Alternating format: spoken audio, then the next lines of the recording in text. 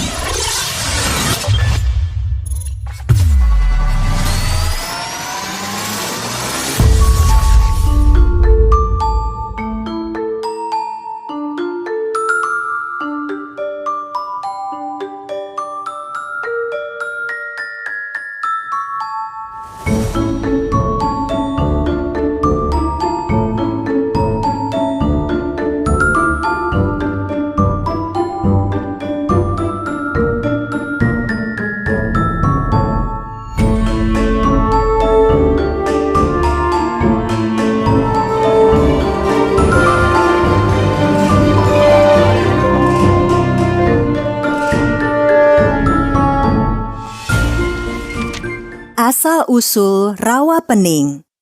Cerita dari Provinsi Jawa Tengah.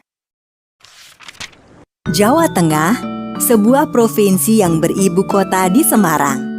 Provinsi ini berbatasan dengan Provinsi Jawa Barat, Jawa Timur, dan Daerah Istimewa Yogyakarta di bagian tenggara. Di Semarang, terdapat sebuah danau yang bernama Rawa Pening.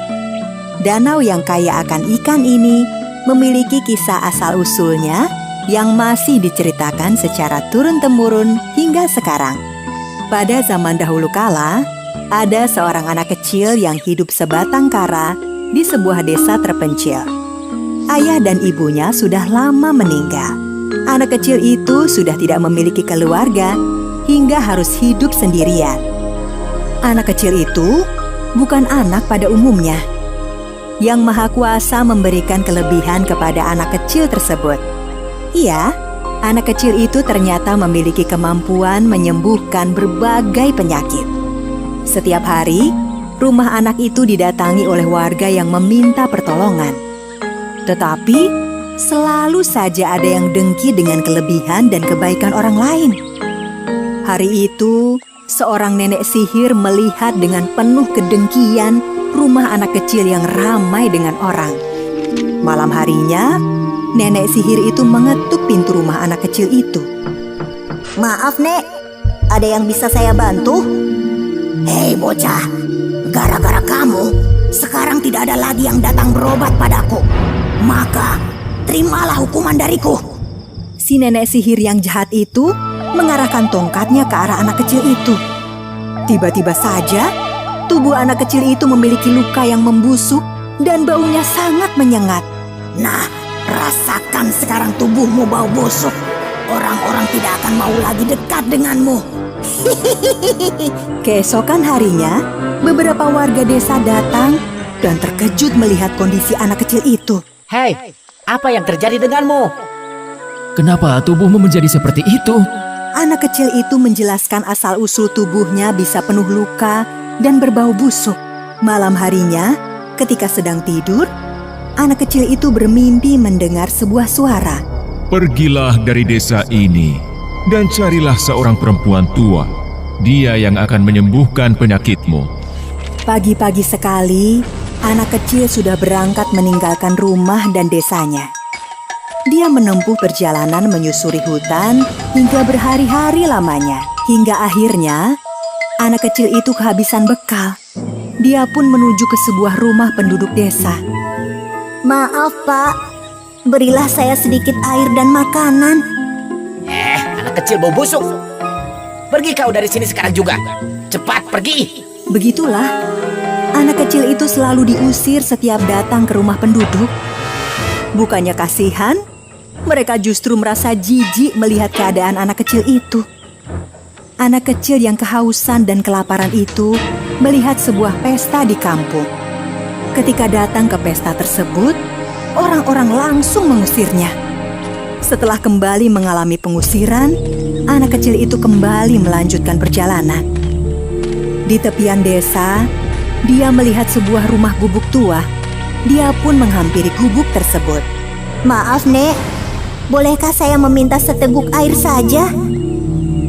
Nah, semalam aku bermimpi kalau aku harus memberi minum dan makanan ke seorang anak kecil yang tubuhnya penuh luka. Sepertinya anak kecil itu kamu. Duduklah. Aku akan mengambilkan makanan dan minuman. Anak kecil itu makan dengan lahapnya. Selesai makan, tiba-tiba saja tubuh anak itu sembuh seperti sedia kala. Nak, lihatlah. Luka dan bau busuk di tubuhmu semuanya sudah hilang. Nek, aku juga pernah bermimpi mendengar suara agar menemukan seorang nenek. Sepertinya neneklah yang dimaksud suara dalam mimpiku itu. Mungkin sudah menjadi takdir Tuhan. Semua yang terjadi ini tidak terlepas dari kehendak Tuhan. Nek, kenapa penduduk kampung ini sangat sombong dan suka menghardik anak yatim sepertiku? Nak, penduduk di sini memang hampir semuanya sombong. Mereka akan mengusir warga yang kurang mampu. Dahulu rumah nenek ada di tengah desa sana. Karena disuruh pergi, akhirnya nenek membuat gubuk tua di pinggiran desa sini. Nek, nanti malam bersiaplah menaiki lesung. Akan ada air banjir besar di sini. Tapi, mana mungkin bisa ada banjir? Sekarang, aku akan kembali ke desa sana. Malam pun tiba. Pesta yang diadakan penduduk kampung itu berlangsung sangat meriah. Anak kecil itu datang dan memanggil para penduduk kampung. Hei anak kecil, cepat pergi dari sini. Atau kami tidak segan bersikap kasar padamu. Kalian pasti tidak mengenaliku. Aku adalah anak yang tubuhnya penuh luka. Ah, sudah, tidak usah banyak bicara. Kamu tetap saja anak gembel. Cepat pergi dari sini. Kamu mengganggu pesta penduduk sini. Anak kecil itu segera menancapkan lidi ke tanah. Aku akan segera pergi dari sini jika kalian mampu mencabut lidi ini. Para penduduk itu bergantian berusaha keras mencabut lidi tersebut. Sungguh aneh, tidak satu pun yang mampu mencabut lidi itu. Orang yang berhati jahat tidak akan mampu mencabut lidi ini. Dengan mudah, anak kecil mencabut lidi yang menancap di tanah. Tidak butuh waktu lama, desa tersebut tenggelam dan menjadi sebuah danau. Tiba-tiba saja, nenek sihir datang. Hei bocah, jangan kamu kira aku akan berhenti menyihirmu meskipun desa ini sudah kau jadikan danau. Dasar kamu penyihir jahat. Kali ini aku akan melawanmu. Jangan bermimpi bisa melawanku. Hanya seekor naga yang mampu membunuhku. Seekor naga, tunggulah di sini. Aku akan berubah menjadi naga. Hei bocah, jangan lari kamu. Seekor naga besar pun muncul dari dalam danau. Nenek sihir sungguh ketakutan. Hei nenek sihir, sungguh sia-sia hidupmu. Hanya kamu gunakan untuk berbuat jahat. Sekarang, terimalah hukumanmu.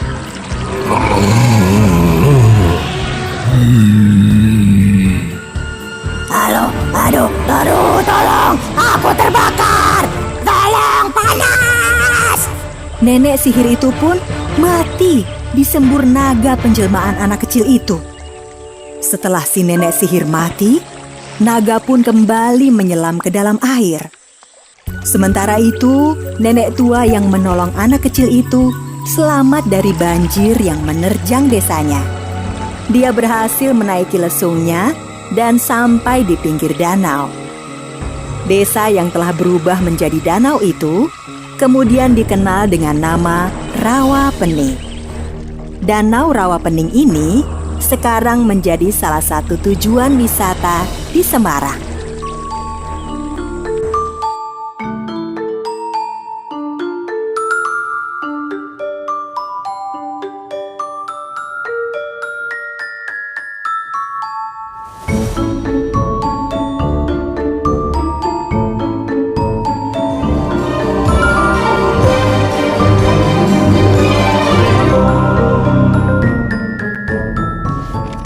Asal-usul Banjarmasin. Kalimantan merupakan pulau terbesar kedua di Indonesia yang terbagi menjadi 5 provinsi. Salah satunya adalah Provinsi Kalimantan Selatan yang beribu kota di Banjarmasin. Kota Banjarmasin berusia sangat tua. Sejarah berdirinya Kota Banjarmasin bisa kita simak dalam kisah berikut ini. Pada zaman dahulu, di Kalimantan terdapat sebuah kerajaan yang bernama Daha. Kerajaan Daha dipimpin oleh Maharaja Sukamara. Sewaktu masih memimpin, Maharaja Sukamara membuat wasiat bahwa kelak cucunya, Pangeran Samudra, yang akan menggantikan dirinya sebagai Raja Daha. Ketika Maharaja Sukamara wafat, justru Pangeran Mangkubumi yang mengambil alih kekuasaan di Daha. Kekuasaan Pangeran Mangkubumi tidak bertahan lama. Lalu, Pangeran Tumenggung mengambil alih kekuasaan sebagai raja di Daha. Kerajaan Daha merupakan salah satu kerajaan di Nusantara yang terus dilanda pertengkaran, memperebutkan kekuasaan. Perebutan kekuasaan yang tiada kunjung berakhir mengakibatkan banyak rakyat Daha hidup dalam kemiskinan dan kelaparan. Lalu, ketika perebutan kekuasaan terjadi, di manakah Pangeran Samudra, pewaris sah tahta kerajaan Daha? Kehidupan di istana Daha tidak aman bagi Pangeran Samudra. Perebutan kekuasaan yang terjadi terus-menerus mengancam jiwa Pangeran Samudra. Pangeran Samudra akhirnya memilih mengasingkan diri di dekat muara Sungai Barito. Di sepanjang aliran Sungai Barito, terdapat kampung-kampung yang berbanjar-banjar atau berderet-deret mengikuti aliran sungai hingga ke muara. Kampung-kampung tersebut meliputi Baladean, Sarapat, Muhur, Tamban, Kuin, Balitung, dan Banjar. Di antara kampung-kampung tersebut, Kampung Banjar memiliki lokasi yang strategis karena letaknya di muara yang merupakan pertemuan dari 5 aliran sungai. Kampung Banjar kemudian berkembang menjadi sebuah bandar besar. Kapal-kapal dagang datang dari berbagai kerajaan jauh. Saat itu, Kampung Banjar berada di bawah kekuasaan seorang patih yang bernama Patih Masih. Sehingga Kampung Banjar kemudian dikenal dengan nama Banjarmasih. Patih Masih mengetahui bahwa Pangeran Samudra berada di wilayahnya. Patih Masih kemudian mengadakan perundingan dengan Patih Balit, Patih Muhur, Patih Balitung, dan Patih Kuin. Perundingan itu mencapai kesepakatan untuk mengangkat Pangeran Samudra menjadi raja, sebagaimana wasiat Maharaja Sukarama. Atas permintaan Patih Masih dan 4 patih lainnya, Pangeran Samudra akhirnya bersedia menjadi raja di Banjarmasih. Dengan naiknya Pangeran Samudra menjadi raja, maka Banjarmasih sebagai ibu kota kerajaan semakin berkembang pesat. Perdagangan berkembang semakin ramai. Perkembangan Banjarmasin dan naiknya Pangeran Samudra menjadi raja membuat posisi kerajaan Daha menjadi terdesak. Pangeran Tumenggung segera memimpin pasukannya menyerbu Banjarmasih. Perang terjadi di Sungai Barito maupun di daratan. Peperangan tersebut membuat korban berjatuhan dalam jumlah besar dari kedua belah pihak.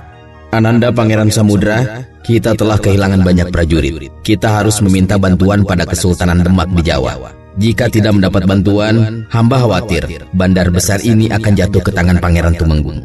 Baiklah, usulan Patih Masih sangat tepat. Kita membutuhkan bantuan pasukan dari Jawa. Karena itu, Patih Balit saya utus untuk segera berangkat ke Demak menemui Sultan Trenggono. Perintah Pangeran Samudra siap hamba laksanakan. Ketika itu, Kesultanan Demak dipimpin oleh raja yang bernama Sultan Trenggono. Patih Balit, sampaikan kepada Pangeran Samudra, permintaan bantuan pasukan bisa kami penuhi. dengan satu syarat. Raja dan seluruh rakyat Banjarmasih bersedia memeluk agama Islam sebagaimana sultan dan rakyat di Kesultanan Demak. Pangeran Samudra menyetujui syarat yang diajukan Sultan Trenggono. Pasukan bantuan dari Demak yang berjumlah 1.000 orang segera bergabung dan bersiap menyerbu pusat kerajaan Daha. Pasukan Banjarmasih dan Demak berhasil mengepung istana kerajaan Daha. Korban berjatuhan di pihak pasukan Daha. Namun Pangeran Tumenggung bersikeras tidak mau menyerah. Yang mulia Pangeran Tumenggung, korban dari pihak prajurit kita semakin banyak. Saya sarankan agar pangeran melakukan perang tanding dengan Pangeran Samudra. Siapa yang kalah, maka dia harus tunduk kepada yang menang. Inilah satu-satunya cara untuk mencegah semakin banyaknya korban. Usul Patih Arya Trenggana diterima oleh Pangeran Tumenggung dan Pangeran Samudra. Mereka berdua siap untuk melakukan duel penentuan. Ketika duel hampir berlangsung, tiba-tiba Pangeran Samudra membuang pedangnya. Pangeran Tumenggung, bagaimanapun engkau adalah pamanku. Bagaimana mungkin aku tega membunuh paman yang sudah aku anggap sebagai orang tuaku sendiri? Aku sudah membuang pedang, silahkan paman membunuhku. Pangeran Tumenggung yang awalnya marah dan siap membunuh Pangeran Samudra, akhirnya menjadi luluh hatinya. Ananda Pangeran Samudra, maafkanlah pamanmu ini. Selama ini, paman hanya mengikuti hawa nafsu untuk berkuasa, hingga mengakibatkan rakyat banyak yang menjadi korban. Pangeran Tumenggung akhirnya menyerahkan kekuasaannya kepada Pangeran Samudra. Pangeran Samudra kemudian menyatukan Daha dan Banjarmasih menjadi satu. Namun ibu kota kerajaan tetap berada di Banjarmasih. Peristiwa kemenangan Banjarmasih ini terjadi pada 24 September 1526. Tanggal 24 September kemudian diperingati sebagai hari jadi kota Banjarmasin hingga sekarang. Setelah beragama Islam, Pangeran Samudra mengubah namanya menjadi Sultan Suwaryansyah. Beliau dikenal sebagai raja pertama kerajaan Banjar yang beragama Islam. Sedangkan perubahan nama dari Banjarmasih menjadi Banjarmasin disebabkan setiap musim kemarau, air di sumur-sumur menjadi asin. Hal inilah yang lama-kelamaan membuat Banjarmasih disebut dengan Banjarmasin hingga sekarang.